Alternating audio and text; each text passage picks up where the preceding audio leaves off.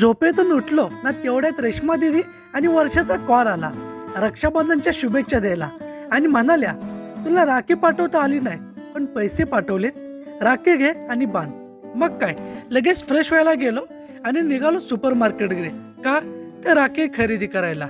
इतक्या साऱ्या राख्या आहेत पण एकही बहीण सोबत नाही. मन थोडं भरून आलं. घरी आलो, राख्या हातात घेतली, आठवलं लहानपण, ज्या दिवशी बहिणी स्वतः घरी यायच्या आणि राखी बांधायच्या. आणि आज स्वतःला राखी बांधावी लागते. कुटुंबापासून दूर असलेल्या भावाची वेदना काय असते ना, हे तेव्हा समजते जेव्हा सण असतो पण घर नाही. सर्व बहिणींना मनापासून सॉरी, पण पुढच्या वर्षी नक्की येईल.